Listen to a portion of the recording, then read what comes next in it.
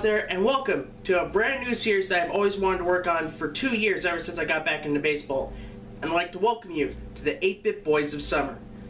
In this series, we're going to be looking at every single baseball game that was released on the NES, which is over 20 of them, and that's also counting the unofficial titles that are out there like Quattro.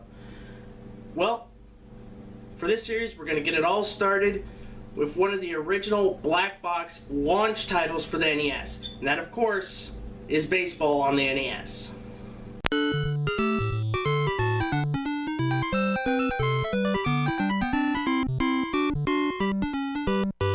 One of the first games to be released on the console, NES Baseball, was one of the console's early heavy hitters in the Manhattan test market due to its promotion blitz of actual major leaguers playing the game on a gigantic screen and enjoying themselves, meaning those that bought the game would enjoy it too. Because of the sport's universal appeal, this game, along with Super Mario Bros., is credited for making the NES a gigantic success. Yeah, it's entirely possible that the NES wouldn't be the juggernaut that it was without NES Baseball.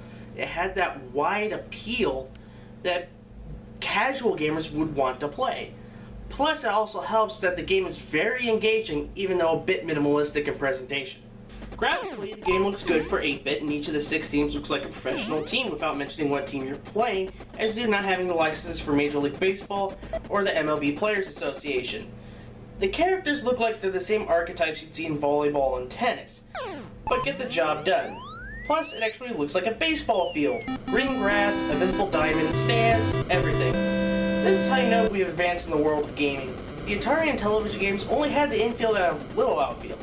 The NES game actually made it feel like you're playing a baseball game. So how does it actually play? Well, it actually plays rather okay.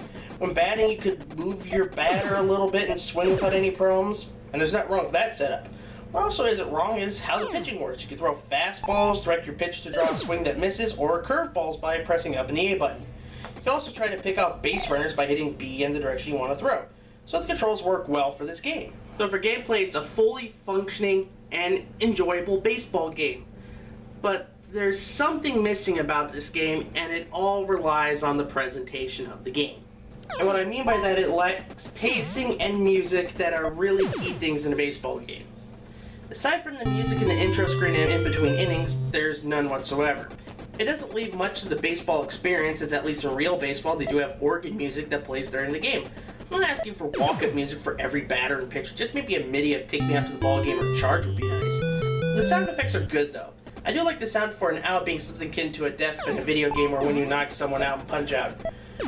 The ball being hit sounds like a ball being hit, and the other sounds work well too. Honestly, the only other problem they have with this game is the pacing is kind of slow.